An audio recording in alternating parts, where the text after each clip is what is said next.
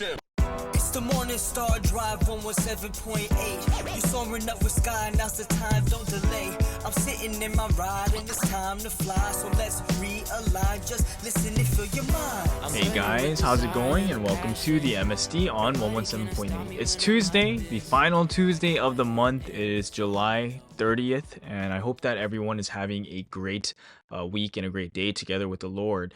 Make sure to subscribe to us on YouTube, follow us on SoundCloud, and make sure to support us on Patreon. Today on Tuesdays, for everyone who's been following along, we will have an exciting podcast for you with Bible Today and 2G Talks. All right, how's everyone doing? All right, this week's Sunday message is telling us to live knowing and believing. And I think it was a great Sunday message. It was quite exciting here in San Francisco. We've had a couple of visiting guys from LA and from Hawaii visiting, and so it's been an eventful couple of days. And for me at the time of recording, it's Sunday. And it was really amazing so far. So it's already really late. It's like already 10 p.m. At the time of this recording. And I think this may be the latest that I've ever recorded for this. Like this whole thing takes about at least an hour, right? So, back when I was just doing 2G talks, sometimes I'd record pretty late, like around this time too. But recording like something like a full length episode at this time, that's like quite extreme. This is quite late, but compared to previous times, I feel less tired, even though we did a lot this weekend. And I believe that my stamina, my constitution got a lot better over the course of this month, hiking so much and doing a bunch of things. And so even though we were doing a lot this weekend and we were sleeping not as much and we were driving a lot too, I really feel like we were able to do a lot, and I feel really okay, even though it's quite late. And even though we had this full length day, and I'm coming back and I'm taking the time to record this, I feel actually really good. And so I hope that everyone else is having a great weekend and a great Sabbath and a great start to the week with their Mondays. So, first things first, I think I really have to testify for this weekend. I know quite a lot of people have been interacting with me more on things like Instagram and such, and so some of you guys may have been seeing my posts, and I think it's been really amazing, and I'm so grateful for this, and I don't want to forget it, so I want to testify about it first.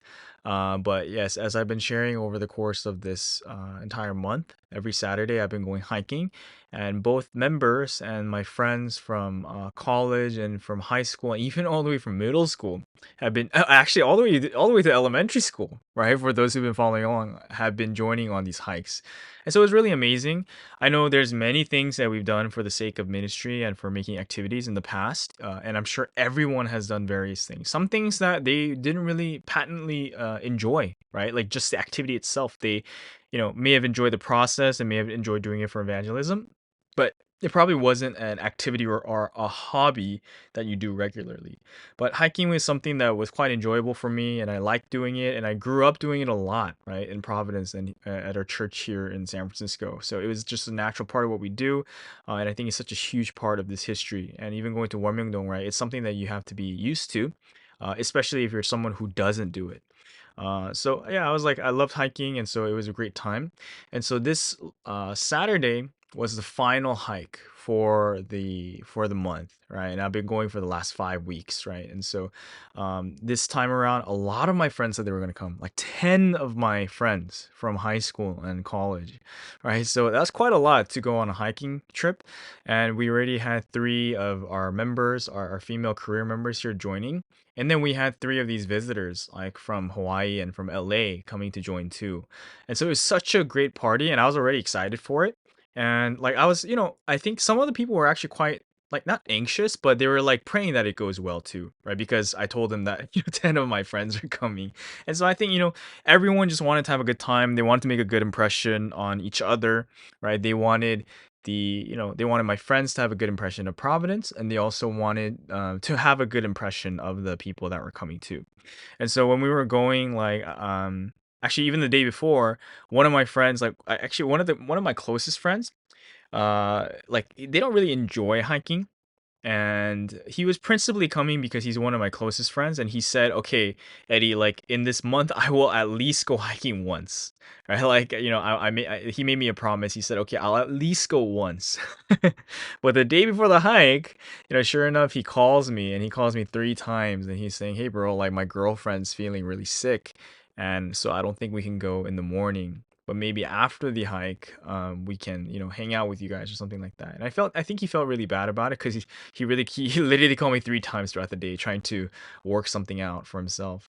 And so he ended up not coming, but I was like, yeah, whatever. These things happen, and I've had many of these things happen. I think if I hung on to each and every single one of these things, and being disappointed by them, I think faith in life would have been very difficult. So I was like, yeah, whatever, no skin off my back. And yeah, like I don't know, I sincerely wish that the girl, his girlfriend, would recover from whatever she was feeling. But yeah, so like, and he was the principal driver for like 5 of them. So all 5 of them ended up not coming, right? Because they were all the ones who were more hesitant to go hiking, anyways. Like they were just going because they wanted to go with me, and spend time with me before I moved to Florida.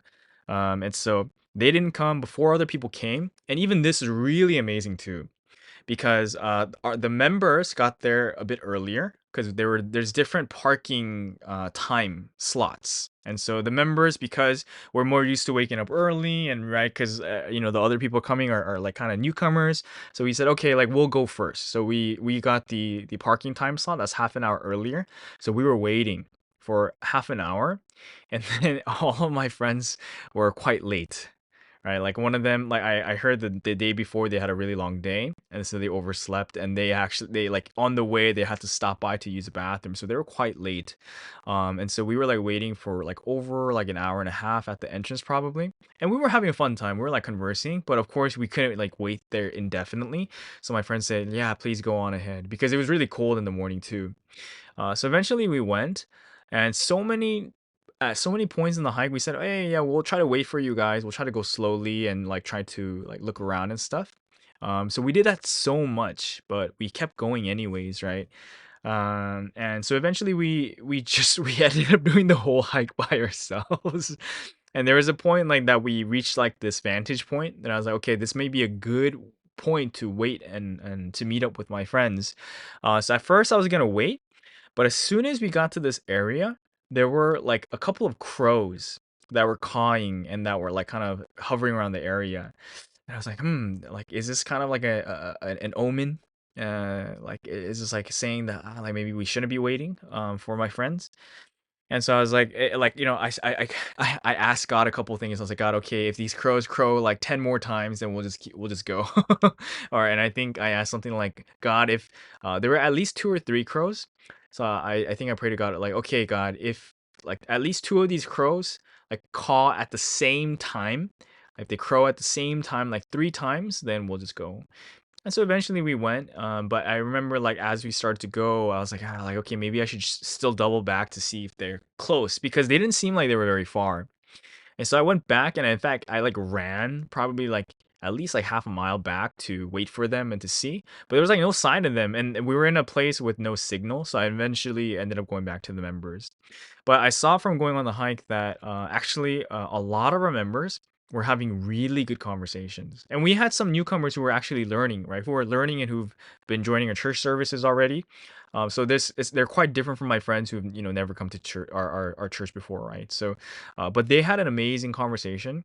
And I think members loved the fact that there were visitors, and there was so much to share on both ends. And so yeah, just even looking at that, I was like, oh, like I think maybe this is God's will. And I think my friends ended up having fun on their own on their hike. And I didn't even think that we would meet them in the end, because I thought we were so far off. But eventually, it turns out we finished around the same time. And it turned out that they had gone on a completely different trail. But at the very end, we got to see them, and my friends and the church members were, friendly with each other, and they were exchanging stories and stuff. And so it was such a great time. And even when I wasn't there, they were talking to each other and receiving a lot of grace. I felt that like God was taking care of all of these things. And like to wrap up the story, like afterwards, that original friend who had called me the day prior and said that he couldn't make it and that his whole car couldn't come, he said like, hey, like if you guys are going to be still be in the city, we'd love to come hang out with you guys and maybe get dinner together. And I think he felt really bad. I think he also wanted to hang out, like, not just with me, but with the members too.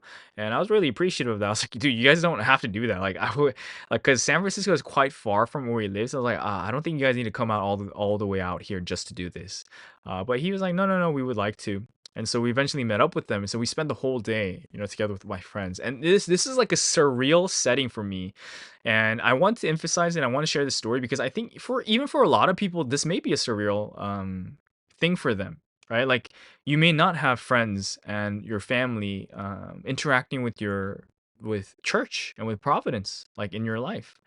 And I've had some times where that's happened, but a lot of times that hasn't happened, right? Like there's not a natural way to piece together church and friends and family. But this whole month and throughout this, actually, like even over the last couple of months, this process has grown more and more natural. And I'm so appreciative of God because I think if I look back on like the last 20 years, I don't know if I ever would have thought that this would have been possible. But when I look at it now, I'm like, wow, this is so tremendous, right? Because even when we hung out with my friends at the end of the day, they were like, parking in the city in San Francisco is really terrible. And because I drove, like, I was like circling around. I was probably circling around for like 10, 15 minutes trying to find parking while, our members and my friends were already seated at the table. And when I got there, like, they were talking about so many things, right? Like, some of my friends are really into video games, and one of our visitors from church, like they were able to talk to them about video games and different things and different interests, and said they were laughing, they were having a good time, and they really felt connected. And I know my friends decently well. And so my friends are pretty hospitable, and I think we raise each other in that way. And even though they don't listen to the word, through interacting with someone in Providence, they have, learned some of the basic things that I think make up a good life, right? Which is like being hospitable and caring and taking care of people. So they have the basics, but I know like the limits of that, right? Like even if people are friendly and nice, right? Like if they're not really inspired to go the extra mile, then there's kind of a limit to hospitality, right? But after the night, like after dinner, my friends like wanted to pay for the members and for the visitors. And I know that that's God's grace, and I know that that's actually God taking care of the members and taking care of me. But I was also really grateful for God for like inspiring and moving my friends and allowing them to have this good experience, right? Not just a experience, not just a day where they felt like they had to do this just cuz, but it looked like they actually had a good time. Like it was genuine smiles, genuine laughter. It was so amazing. And so I'm really grateful for this, and so I just wanted to share this part. So I really hope that everyone had a great weekend, and I hope that more and more that everyone in Providence can experience these things. I know like we probably have in different capacities, like people probably they have been able to introduce some parts of their family to their faith and or their friends and stuff too. But I think it really made a big difference. Like not just in this too, but like even within our own members, like man, like in San Francisco, things have changed like quite a lot. And people are like really hopeful and joyful, and this might not last and things might happen, but so much has changed. I'm so grateful to God for all that's happened here in San Francisco and in the lives of each of the members, in the families here, in the career members here, the stars here, and in each department here. So I'm really grateful, and I wanted to share this testimony. And before we go into the first major break for today, we had a new poll question, and I was chit-chatting with Pastor Sky about this before, and because we have, visiting members, I was actually asking them, and, I was trying to get like, hey, do you guys have a poll question, right? Something that, you would even want to ask your church, right? Or you want to gather data about, or like you're just curious and you wanted to hear from people, right? So over the weekend, we were like brainstorming, and we asked like various questions, but I want to introduce the poll question that we ultimately ended up deciding on, right? Because I think this is really interesting, right? So the question is, what kind of challenges did you overcome so far in your life of faith? right? Like in your life of faith so far, like what kind of things have you had to overcome to make it to this point, to develop your faith and to actually live this life of providence, right? To live knowing, right? Like what did you have to do? Like what was a challenge for you that you can recognize, right? So like I think this comes from a lot of things, right? I think the initial inspiration for this was like one of the visitors was saying like um what did you have to learn before you come to Providence, right? Or like what do you wish you knew before coming to Providence? Something like that. But like based on that question, it made me think like, like for every person, right? For every person listening, and for myself, for Pastor Sky, for everyone, right? Like everyone, even Sunseeing too, right? Even Jesus, right? Like to get to the point and walk in the path of providence, there were things we had to overcome, right? Jesus was tested for 40 days in the desert. And for the first 30 years of his life, of his private life, like he went through a lot of things. And same thing with something, right? He went through war, he went through like poverty, he went through like death, right? Like facing death-like conditions, right? Even when he was young, like like even at the time of birth, right? He almost died, right? So he went through so many things, and so each of us had to overcome various things in our life, right, to get to this point. And in terms of our faith, it's no less as well. And so a couple of the things that that this question sparks and the answer choices are like things that are difficult for us to do, right? Like when you come to Providence, like the first thing, tying back to the messages from the last few weeks, is about perception. By having the right perception, because the main thing like for Providence in the very beginning is to adopt the right perception, right? To have the right perspective and to get rid of the things in the world, the incorrect perspectives that we have. And for a lot of people this is really challenging, and for each of us there's some perspective that we have to change for everyone, like no matter who it is, like and this isn't just for people who are newcomers to Providence, but this is for second gen, and this is for like people who've been in Providence for a very long time, right? There's always like perspective that we need to change, right? And so like that's what even this week's message was about, right? Like knowing, like you have to know.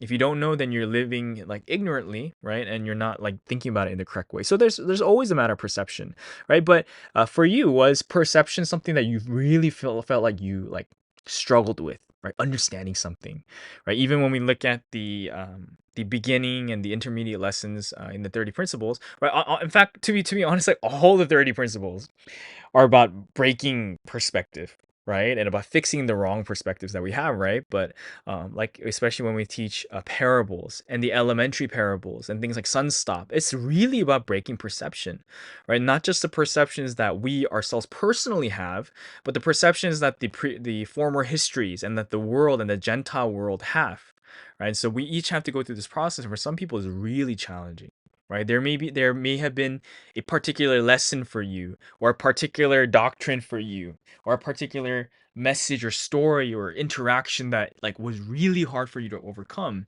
And if you feel like the reason why you're able to be in this history today is because you overcame that thing in that perception, then yeah, that could be your answer. And a second one that's kind of like tangential related to this is um taking responsibility for our actions, like taking responsibility for our faith. Because one of the things that we talked about with the members over this weekend was how there's a lot of branches of Christianity, and I'm willing to bet that honestly you can kind of generalize and say this is all of Christianity, where there's this emphasis that you're not saved because of something that you did, right? But it's all by the grace of God, right? It's all by the condition that Jesus set. It's like all Jesus. Everything is grace, right? like Jesus take the wheel, right? Jesus is responsible for my life. It's not me. I can go hands off. While that might not be like the entirety of it, like that's something that is in reality very true, right? Like one thing when you come to Providence, like you realize, no, I have to take responsibility. I have to repent. I have to pray. I have to listen to the word. I have to go to services, and I have to make myself in God's image, and I have to fulfill the purpose of creation that He's laid out for us. And of course, we learn what those things are through the man of mission and through something named and through Jesus and through the Trinity. But you still have to you still have to do it. Like you still have to do that remaining 10%, even if God did the 90%. 100% already. And that may be the challenge that you overcame, that you faced, that you feel like was a big part of your life of faith so far. And semi related to that, the third option is condition setting, right? Because for a lot of people, I think one of the big ones is pre-dawn prayer, right? Like waking up in the dawn to pray. Or it may be attending services. Like maybe in the beginning that was really challenging for you. Maybe even it's even challenging for you now to go to Wednesday service or Sunday service, or like if there's Friday night meetings to go to those, or and like we mentioned, morning services, like condition setting. And not just going to services, but prayer. Like prayer may be really difficult for you. Maybe it still is, or it was, and for these kinds of things. But condition setting. And one of the last options that we have is loving our brothers and our sisters. And I think I spent a lot of time on the first three options because I didn't want everyone to auto click that fourth one. Because that I think is a big challenge for a lot of people. And I think for almost everyone, they could say that's probably a challenge, right? Because we know that in Providence, and in order for Providence to be successful, we have to love each other and we have to love our brothers and our sisters. And one of the big scriptures for me is from Isaiah 11, where it talks about the shoot coming off from the stump of Jesse, right? And also about God's holy mountain, like all that, using the parable of all of these animals, right, being led by the Messiah, right, by the little child, and like no one harming nor destroying on the mountain. Like it's talking about us, right, in Providence history, right, like of all of these animals, all of these different people working together. And I've really seen that that's not easy. It's challenging, right? But we work hard for it.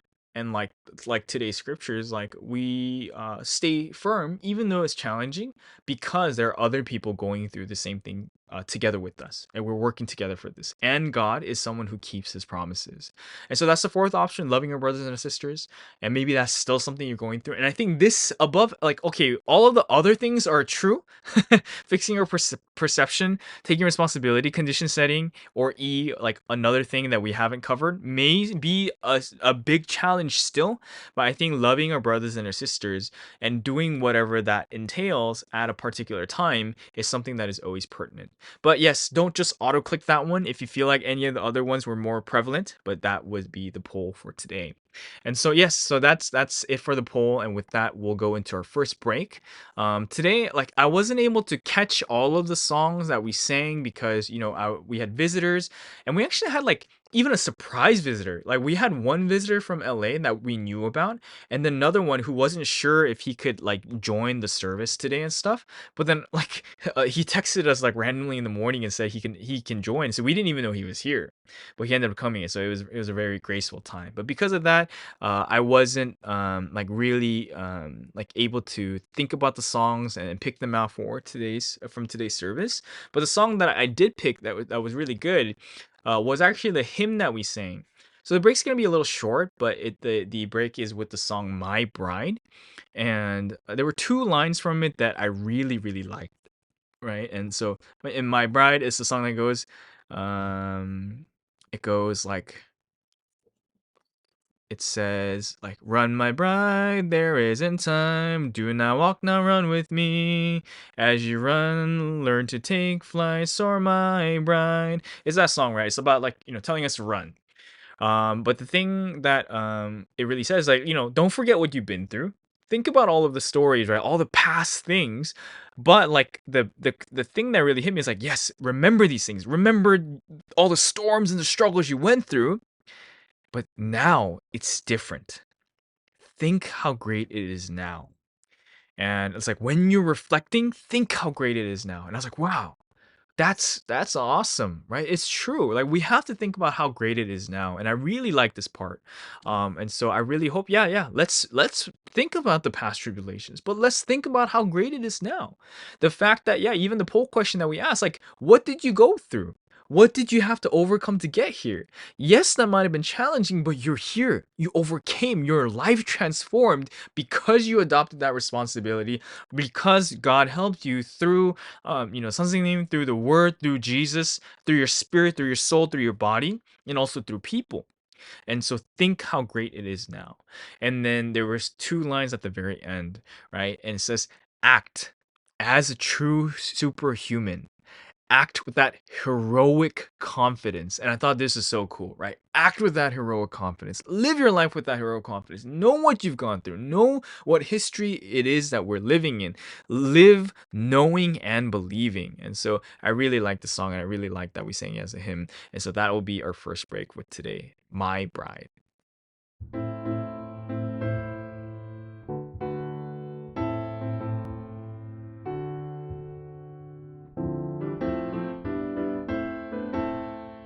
Run, my bride, there isn't time. Do not walk, no, run with me. As you run, learn to take flight. Soar, my bride. Only then can you follow after me. Don't forget what we've been through. Think about all the stories. Think of past tribulations when you weathered storms and struggled, thinking better days would come, clinging to that hope in tears. When reflecting on those days, remember, now it's different. Think how great it is now. Quickly run, my bride. Now is your final chance. Once again, set your faith and love ablaze. Act as a true superhuman. Act with that heroic confidence.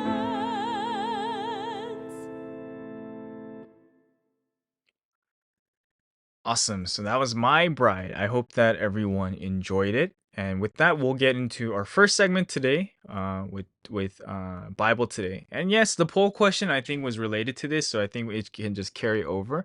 But it's also related to the testimony and for like the things that we've been having over the last few days. Right. So yeah, as mentioned, we've had, quite a few visitors visiting this week, and it was actually intended for a purpose. But one of these guys, one of these friends who came to visit, they first messaged me a while ago saying that they wanted to come here at the end of the month, and even both as a joke and also somewhat seriously. Like at first I was like, like why do you want to come? Like what's the thing to be gained here?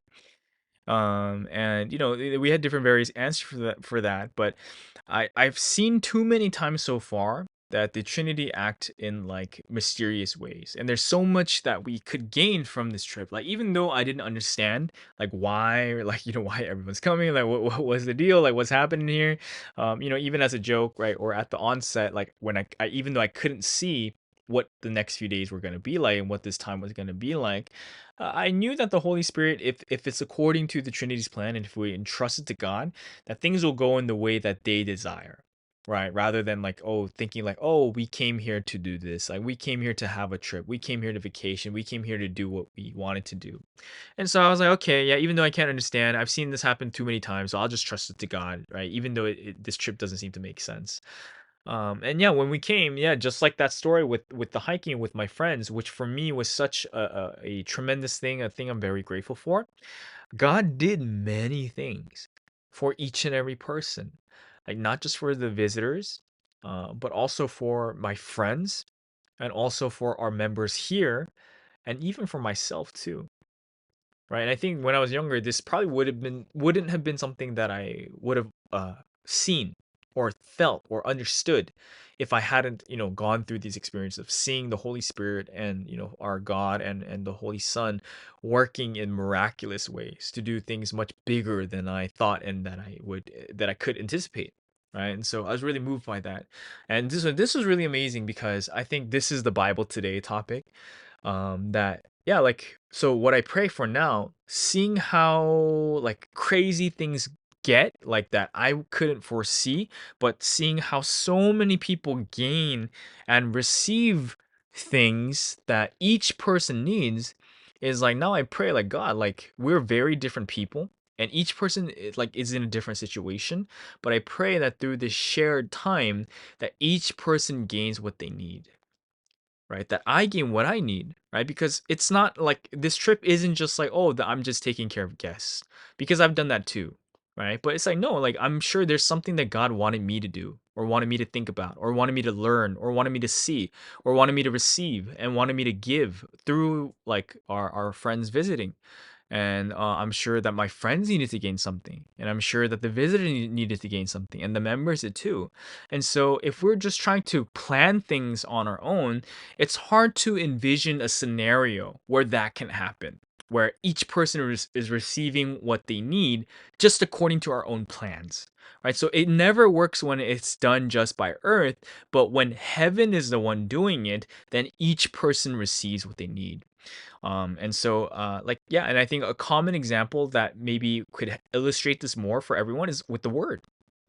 Like, when you really listen to people talk about the word, like from a message that they were inspired or moved by, and when you think about each person's different situations, it's incredible to think that one message can preach to hundreds of thousands, and ultimately to millions, and it really is a message that relates to, and that is impactful and intended for everyone, for the billions of people on earth, right? And for the trillions and tens and hundreds of trillions of beings in heaven. And so the fact that even though we're so different, but the message still answers something for us in a very specific way is so incredible. And I think that attests to the truth and to the validity of it so much. And I think when we start to pray that each person receives like what it is that they need, it it takes on a new power, because sometimes we want to give the person what they want, like from our own actions, and then but we like when we look at it, we're like, oh, like that, like we know that we can't force it, that we can't just give this to someone. That it has to come from God, and the only thing that we can do, I mean, not to say that it's a small thing, but the only thing that we find possible is that we can pray for them, and we can hope that they learn from God, and they probably change within their perception, like all the things we said in the poll, like in their responsibility, in their condition setting, and their prayers, and in loving their brothers and sisters, so that they can receive what it is that they need to be successful and prosperous in providence. And so these are some of the things that happened like through the time with my friends. I was really hoping, okay, like when I think about myself, when I think about the 3-4 visitors that we had, when I think about the career members that came out to the hike, when I think about the members who are going through a new career, a new path, a new thing in their families, a new school, they each need something different, but they each need something nonetheless. And so I really felt like I needed to pray for them, and I wanted to. And so it was such a rewarding and a great experience this week, thinking that and doing that. It doesn't mean that it was easy, but it was very rewarding, and I want to share that. And I really hope that this is something that everyone in Providence gets to experience. And I've uttered that line before, but right now when I say it, I don't mean just the people who are here listening to the segment today and in this date in history, right? In the last Tuesday of July of 2024, but everyone in Providence history to come, right? In the next 1,000 generations, as the scripture from this week's message said. They each get to experience that.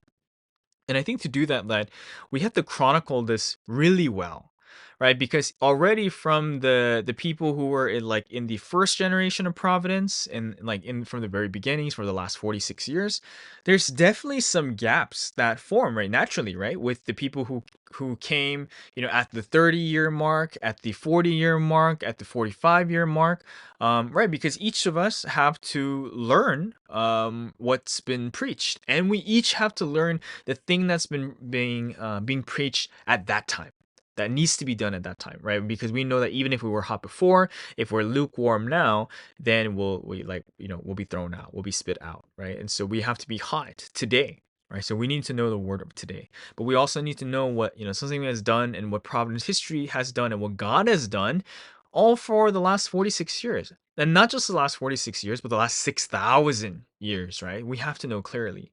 Yeah, and so I really hope that everyone in Providence, and so when I say everyone now, we're speaking across time and space.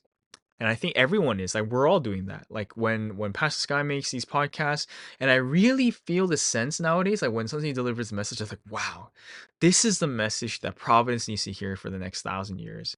And so the value of that just like goes up, and it shoots up in magnitude, in dimension, and in value. It's like, dude, like Sazim is giving the message for the next 1,000 years. Like that's incredible. And it may be something that we know, like everyone knows that, but we're not thinking about that all the time. And we probably can't see that all the time. But nowadays, like after like getting to 2024, I'm like, dude, like he's giving the message that's like gonna impact people for the next 1,000 years. And of course, we have to be his hands and feet to chronicles the events of history, like in a variety of means, right? Through things like this on YouTube, and through video or audio recording, and also by coming up with different highlights that kind of help people to piece together the stories and the significant moments in history and something's life and stuff like that in a way that's easy for people to understand. And so the work that we have to do becomes more and more and more high level and specialized and technical and valuable than it was in the beginning, right? Because now we're like, okay, let's do this well for all of the Providence people to come. And that's such an exciting prospect, right? Like the fact that we can testify for something like this across time and space. That is so incredible. And so I really also hope that everyone can testify using their own story, and that they can put their own story to use, because I really think that your story is valuable.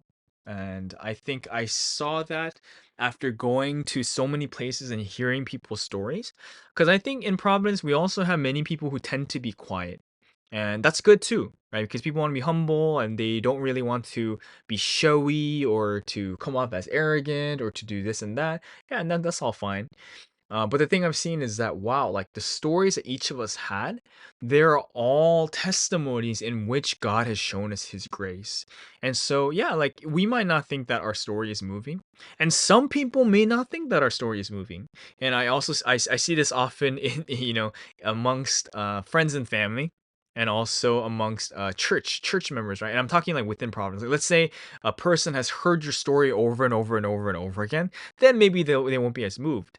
But it's so crazy because like when a new person hears your story, like when a visitor from somewhere hears your story, they're like, dude, wow, that's incredible, right? And like whether it's their first time hearing it, or they're hearing it at a time in their life where God has like kind of like built up their experiences and their perceptions so that that history will move and stir them at that time.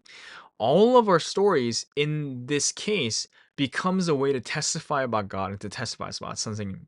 And I see that we always have to come back to this. We always have to make, including God and the Holy Trinity and something as part and principle of like our conversations that we have, in order for this to be easy for us, in order to be able to testify for the 1,000 generations of Providence, you know and to testify to our friends and our family, and to the people that we care about, and to our members, and to the people that we're managing, and the newcomers and such.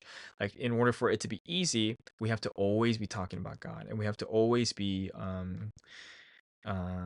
speaking to to each person about the things that God has done, about what something has done. So with this, like we'll go into the second break for today, and then we'll go off and we'll end it with 2G talks, because there's something here that I think it was valuable, and it connects right from Bible today to 2G talks, right? Like so, I'll carry over into the next segment with this. But for the second break for today, like I said, I wasn't really able to listen to the song too clearly today, but like I am still always moved by the Natural Temple song, and it's something that I want to play again. There's many songs in Providence, and I am continually someone who wants to get better and better at singing the new songs, and knowing the new songs, and knowing the stories behind the new songs, and like the story that they actually shared. Like I don't know if all the churches shared this, but the new song that something exhibited this week, I was like, wow, this is such a great song. I really really like it, and hopefully we get to play that someday and include that in these segments. But we were even talking about praise with some of the members, and I was saying like, wow, like of course, like we have some older songs in Providence that we may still receive more grace from. And we're not comparing two songs to one another. But if I had to say that there's a song that is timeless and that will be forever relevant in Providence, it's Natural Temple. I mean, sure, there's other songs that are like that too, but Natural Temple will forever be pertinent for the next 1,000 years, for the 1,000 generations that God has promised that will prosper, right? Natural Temple will be relevant. They have to know about Warmingdon. They have to know what happened so far in the first 46 years of history within the life of the Messiah, and also in everything, right? Because this is the parable for us, and Warmingdong is a place that is designed for us, and that is for our use, and that will last even to their time. You know, God permitting, and that we take care of according to something's guidance and instructions, and according to what the Trinity wants. So, Natural Temple. I don't know how you guys feel about it at this particular moment in time, but this is a timeless song that will always forever be treasured. And so, with that will be our second break for today. So, this is Natural Temple.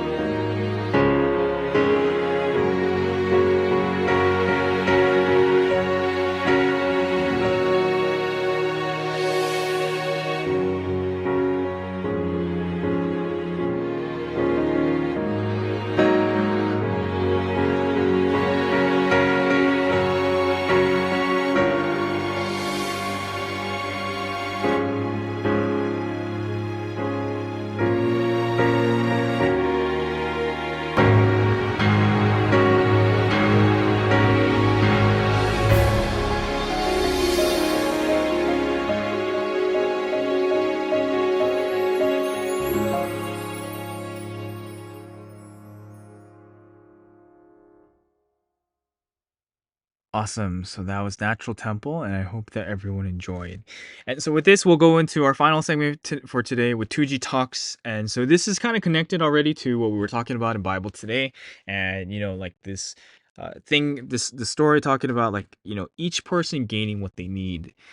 And so I've shared this story in part before on 2G Talks, but it's been a while, and I think I didn't really go into it in great detail with everyone. And so this may be the first time that you're hearing it. And so this ties to the part two about how, like, yeah, each of our testimonies, to us, they may seem like old news, but to other people, it's very new. And also, like, even if they have heard it before, not everyone remembers like other people's stories, right?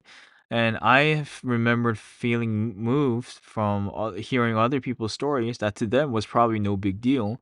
And I remember seeing other people being moved by, this story, even though I've actually told it to them before. Like I may distinctly remember telling them the story already, but when I tell it to them at a different time, like something about it, something about the situation and about that particular time makes it more like salient to them, makes them understand it more or feel for it more or like recall it better.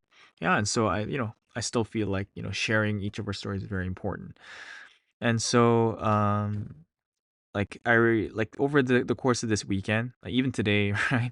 One of the members here in San Francisco, because they saw that we have visitors, they were like, "Hey, like I would like to buy this person dinner, and I would like to spend time with them." And like we were so tired, and this isn't like a person that we see too often. So at first I was like, "Oh, like so are we gonna go see them? Like, oh, should we do this? We're none of us are really that hungry."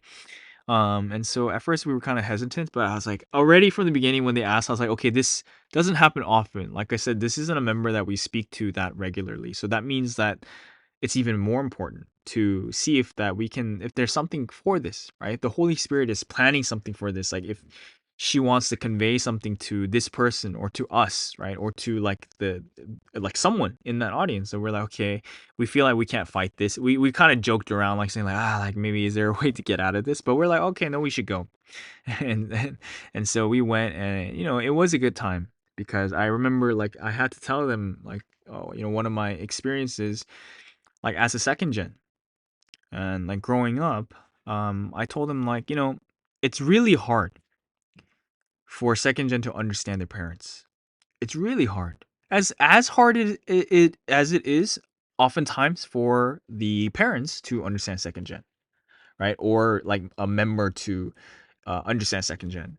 And this isn't just to do with second gen. I think let's say you've been in Providence a really long time and there's a newcomer. Yes, sometimes, yes, we try our best to be understanding and accepting of newcomers and also to engage ourselves with newcomers in a way that would like that would be very patient with them, very nurturing and like hoping that they do well in the end, right? And that they grow to become strong. But in that circumstance too, yeah, like there's sometimes like after we've done the work, like going back to the poll question too, like of having fixed that perception, and we may have had that exact same perception as that newcomer, but seeing someone else go through it and not being able to understand something, not be able to fix something is like frustrating. And sometimes we don't even know how to get them through that process. And we recognize that our own process is not the way that they're going to process that, and that they're going to go through to get to a place of understanding. And so it's a funny question, but yeah, I remember telling them, yeah, so it was not easy for me to understand my parents. It was probably damn near impossible. And I'm like so grateful for God that I'm not gonna say that I'm able to understand them, but that I overcame that. I overcame both that time period and also that struggle and also that inability to understand. And it was not an easy path.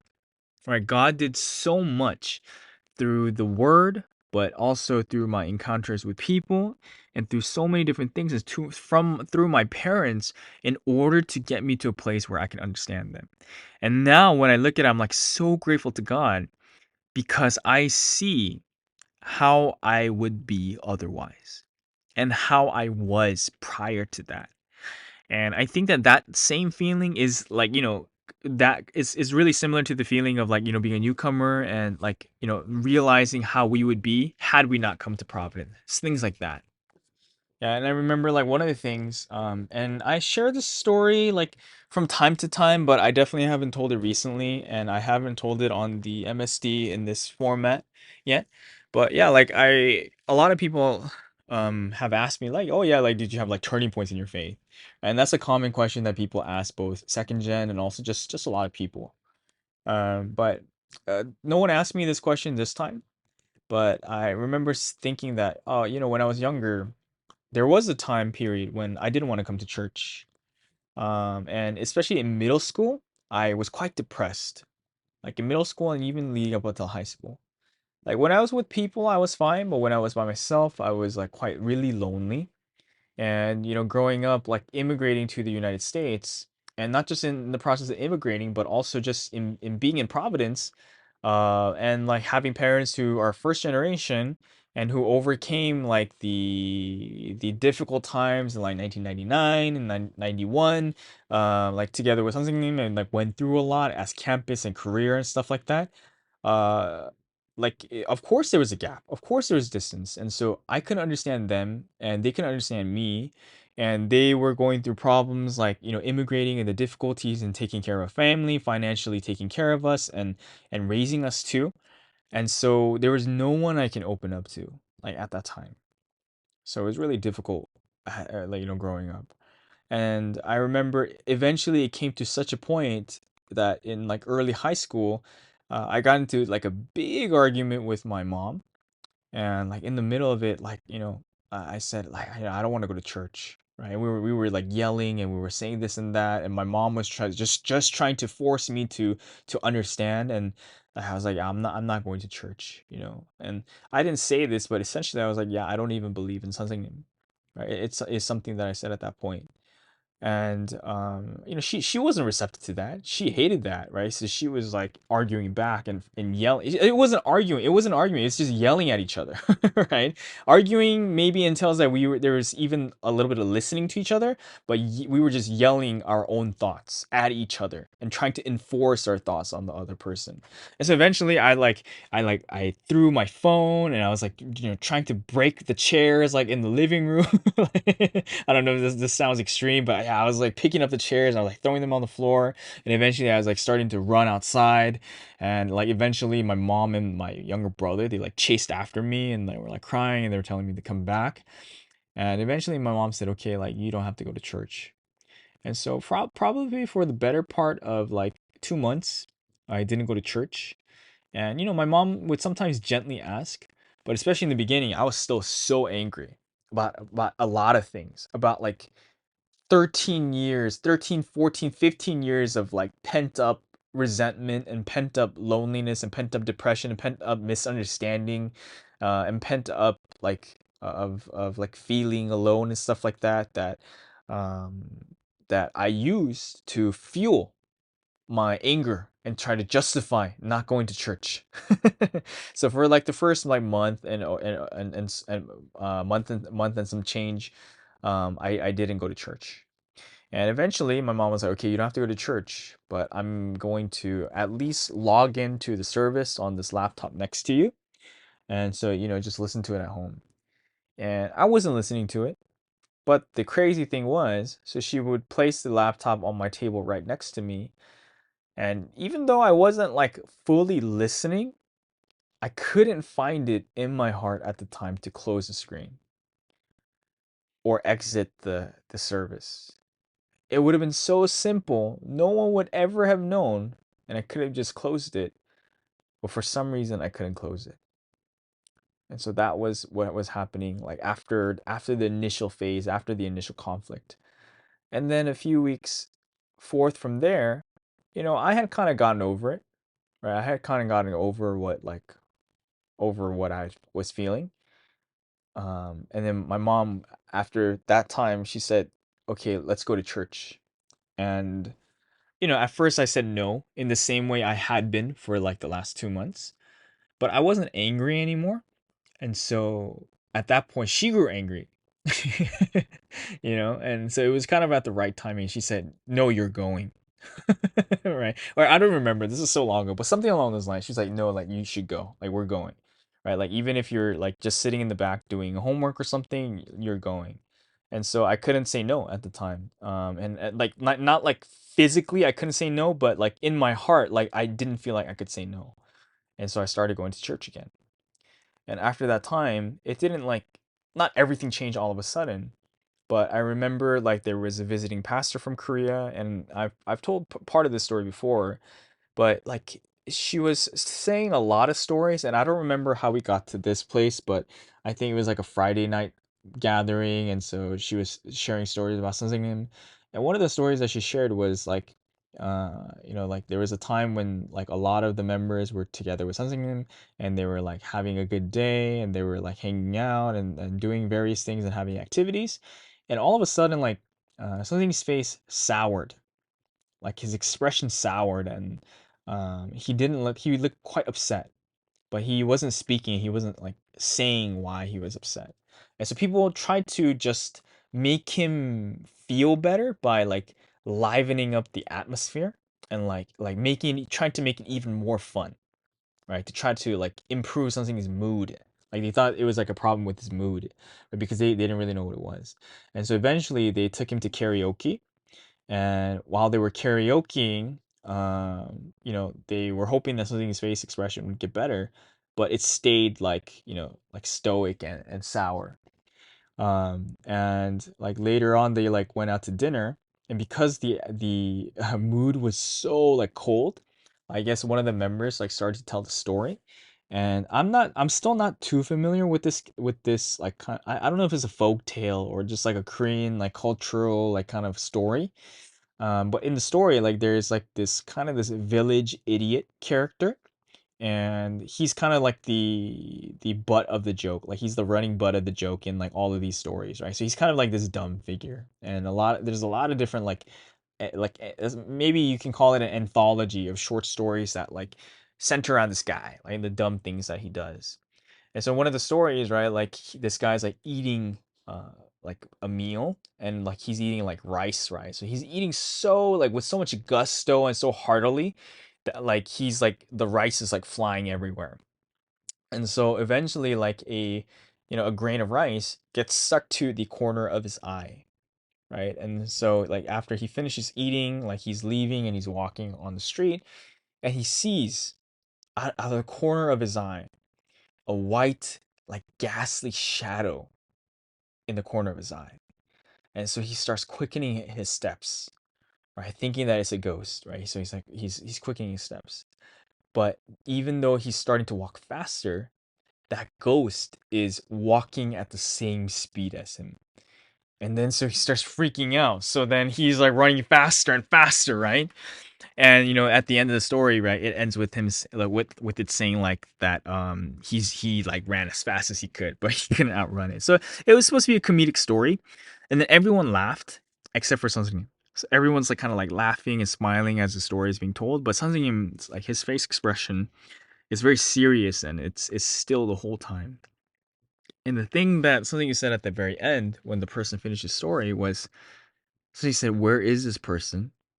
Bring him to me so that I can pray for them." And I remember like as a kid that was so shocking, and that was so moving, because it was so genuine, right? It was very genuine. It wasn't something manipulated, like something didn't just do that like because he wanted to. But he thought, like yeah, he thought this character was a person, and he thought it was a member, and he wanted to pray for them like sincerely because he cared for them. And so that was like a moment where I realized that wow, this is the way that something loves us. And this is the way that God loves us, and this is the way that God wants to take care of us. And so when like this part came out, I think I started bawling. Like I think I was like really crying. And then, that wasn't just the end of the story, but the follow to the story is like now like something finally explains like why he, was in the mood that he was. And he said, like we were having fun all day today, like going to karaoke and doing this and doing that. And we were having so much fun amongst ourselves. But who invited Jesus? Right? Who looked and turned to Jesus and said, Jesus, come do this with us, come have fun with us, come spend this time with us.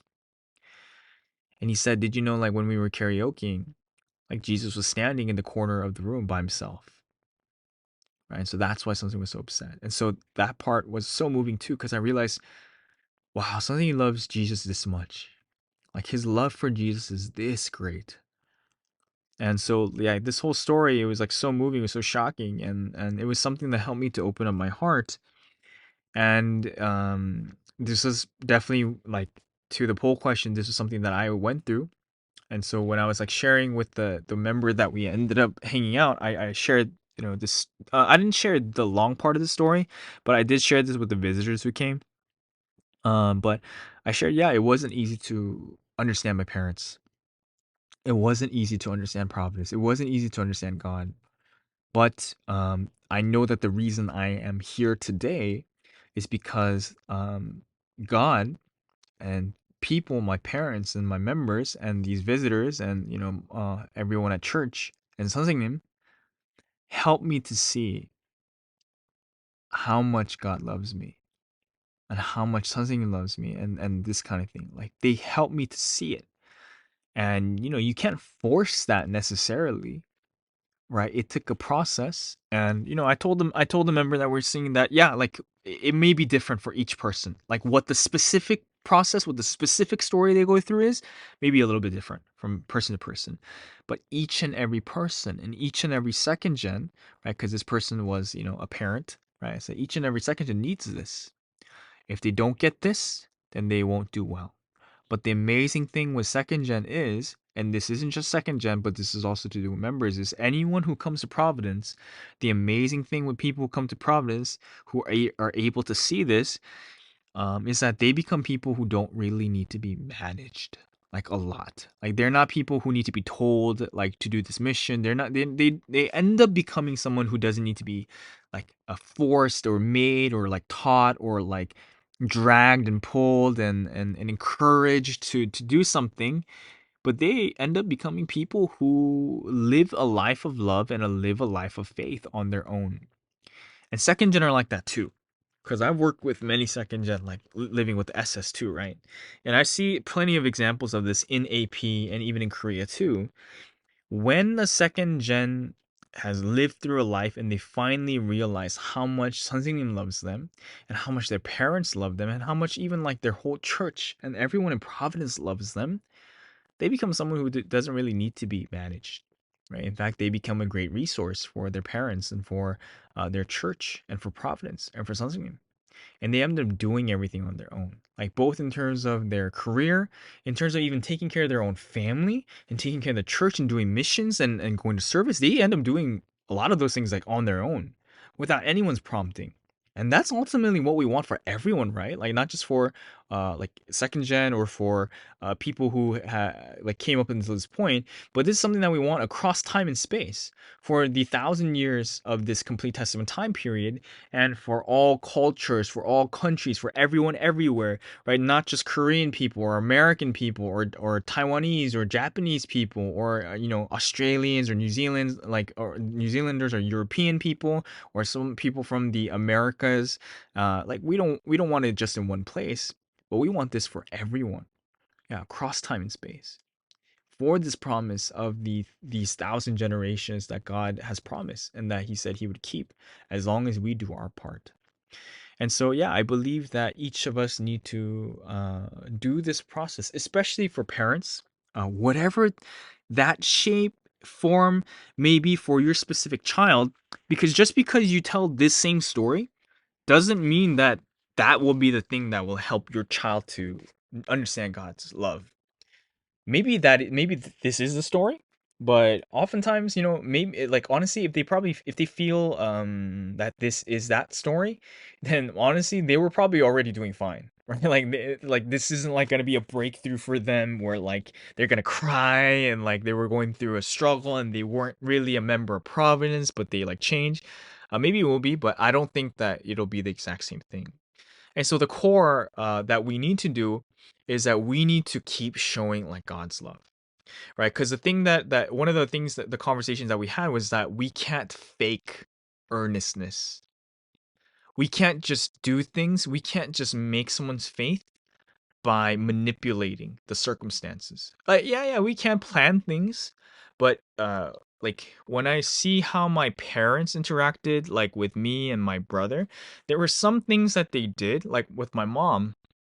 I don't think she went through that process of trying to get me to go to church. Like at first, like like letting me not go, and then like showing and playing it on a computer, and then eventually like getting upset and dragging me like when the opportunity presented itself. I don't think she did those things willfully. Like she didn't have a plan to do that. Like she wasn't like brainstorming, oh, like how do I get Eddie to go back to church? Like she didn't do it because of that. And I know this about my mom because she's very earnest and she's just very forthright, and that's a bad thing sometimes, right? Like she has a very bad time hiding her emotions.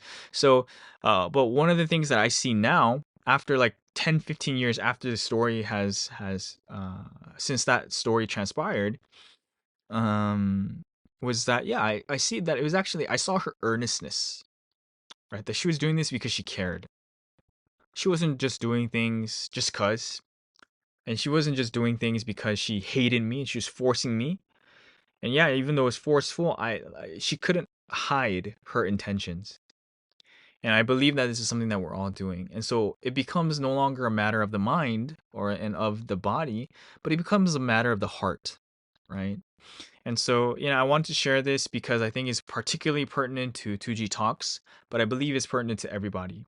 And if we have newcomers, if we have people who are struggling, even if we have friends and family who we want to get them to listen to the word and come to this history, or like if they're persecuting, to stop persecuting, and not just to stop persecuting, but in to accept something name and to accept this word, to accept the same message and the same doctrine and the same beliefs that we have, and not just for our benefit, not just because it'd be great to have our family here, but because we sincerely and genuinely want to save and to love them. And I don't think I need to I think that's like, if I were to go more into that topic, it'd be like beating a dead horse, right? Like we know this, we want this, yes. It's not for us. We don't evangelize for our own merit. Yeah, we may have, and you may have, and I may have, but like as of right now, like collectively as a community, we can say this: we don't evangelize for our own benefit, for our own merit, for anything like that, for counting for the number of people who come to Providence. We know that it's not a numbers game, because if it's a numbers game, many countries haven't grown. And even AP has stayed the same for a long time. And not just that, like some countries have shrank. So it's not a numbers game, right? Just because the number went down, we're not a failure. And just because the numbers have gone up for a short period doesn't mean we're entirely successful, right? But we want people to overcome the matters of the heart, and we want people to become people who overcome all those said challenges and come to a point as we are right now, I would say, in 2024, where we overcame 2023, where we overcame the tribulations. And I think everyone might have forgotten this, right? Because it's already the end of July of 2024, but within 2023, everyone, like myself, everyone, said things of a nature like, oh, we thought that 2023 would just be a year full of blessings, but it seems like it's a year full of tribulations. So we have all said variations of that statement, but the crazy shocking thing is that actually, for those who were able to persevere and make it to the end and come to this point, it's weird. Like, I don't know how you would describe it. I don't know how you would explain all the circumstances in your life. But yeah, actually, everything that we went through last year was a blessing. Like, even the thing with my friends, like this time with coming together with the members, like, I can't emphasize just how tremendous of a thing that is for me. Because a lot of these friends were actually people who watched the slander, and they may have talked about it amongst themselves because they all care about me and they're my friends. And then I think they talked about it with each other. And some of them have definitely seen the Netflix show, and other people have seen, other slander on on social media. And I've had conversations with them that were quite unpleasant, actually. But and they said it entirely well-meaningly, right? And so this also goes back to the heart thing, right? Even though they said something that was just so hurtful, I knew it came from a place of love on their end. And yes, it was so challenging going through that in 2023, but because we overcame and we did what we needed to do, and because we didn't give up, and we're here, and we kept trying to set the conditions and to live a righteous life, we became people that my friends were able to attest to and see our goodness through that whole process. And now, whether or not these friends come to Providence, of course, I want all of them to. Like, there's someone who witnessed what we went through. And now they support me. They take our members out to dinner. They have fun conversations with them. And like one of them, especially that I actually, I actually shared about this person, right? Like that I went over to their house and I was kind of disappointed because even though I didn't mean to be, that I wanted to evangelize him and I wanted it to like work then and there. Like I wanted me testifying to him, like work then and there to evangelize him and to convince him to learn the word. But it didn't pan out that way. But one of the things I started to notice is that he started to use a lot of the vocabulary that I use and that we picked up from Providence and from the word, right? He kept saying like how much of a blessing it was, right? That he had us, right? He had me and our friends like as in part of his life. And he said he's very thankful. And I think he even mentioned, like, he said thank God. He said thank God a lot. And I know that sounds just like an expression people say, but this guy's he's kind of an atheist. Like I remember him telling me in the past that he's agnostic, right? So he kind of believes there's something. But in principle, right, like if we know that if someone's not really living in that way, they're technically just atheists, right? Or like I'll give them the benefit of the doubt and say like agnostic, but he wouldn't be someone who says thank God just cuz, right? He's not someone who would do that, right? I think there are more people who like say like Jesus' name in vain and say God's name in vain, but not everyone says like thank God. But he started to do that recently. And I was moved by that and I was touched by that. And actually like our members who saw him like heard that too. And so he started to use the same terms that that we do in Providence, and that is no short miracle. And I don't think that that he got that from anywhere else. And so I sincerely wish and I hope that he prays. And I mean that he comes to this history, and I pray like just as I was praying about all of the other things of this weekend, right? That each person will gain what they need, that he will gain what he needs so that he can come to Providence. But I know that I can't force the situation. I can't manipulate something, but the only thing I can do is show my earnestness and love to the Trinity and pray for not just him, but for everyone else whom, we have been entrusted to take care of. And so there's so much more that we could say about this, but I'm really glad that everyone has stuck with us to this point in time. I really hope that the discussions today from the poll, from Bible Today, and also from 2G Talks, that there was something that you really gained. I'm really thankful for each person. And even though I don't get to see your guys' faces from like here in San Francisco, I feel everyone's heart. And I have 1 week left here in San Francisco, one full week, and then I'll be moving out to Florida. And hopefully I'll be able to continue this even after I get there. But there's something I told one of the elders here about going to law school, and it may have been kind of naive at the time, and I don't want to make this bite me, like come back to bite me in the butt, like I don't want big talk to come bite me back in the butt. But I remember telling him that when I go to law school, I want to carry everyone with me. I want to carry all of the Providence people, all of you know you guys, and all of Trinity and Sons and everyone I met with me. And I know that we are, because I see that God is always with us in our life, and I've only come to realize within probably this last 2 years that wow, everyone in Providence is with me, right? That we're all in this together. And not just in that weird abstract way, but in a very tangible way, in a very real way. Everyone's laughter is my laughter. Everyone's pain is my pain. Everyone's sadness and struggles are mine. Everyone's love and grace and blessings are my blessings. And everyone's hope and their goals and their plans that God has given to them, and the grace that they have given and they've received, and the grace that we've received together, they're all ours, right? They're all sons and names. And so, I sincerely wish for everyone's success and for their um, success within Providence and within the will. And so, with this, we'll wrap up with today's segment.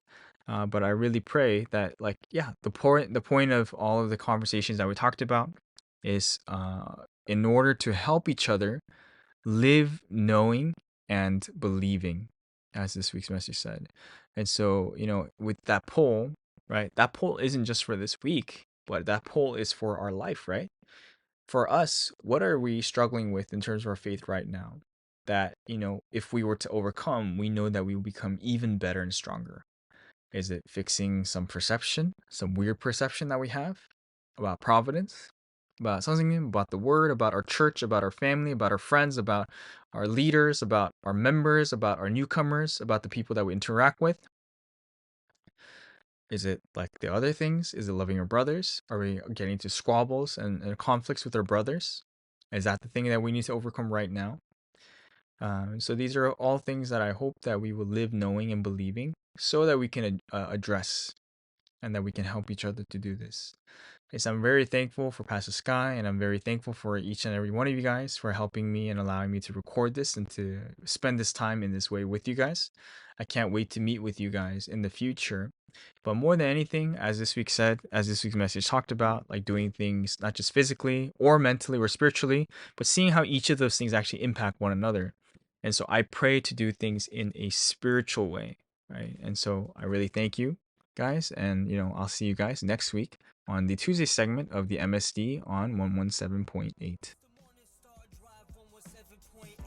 You soaring up with sky, now's the time, don't delay. I'm sitting in my ride and it's time to fly. So let's realign, just listen and feel your mind. I'm burning with desire and the passion. Nobody can stop me when I'm like this. I got my head in the zone, I'm on the morning star drive, I'm burning with desire and the passion.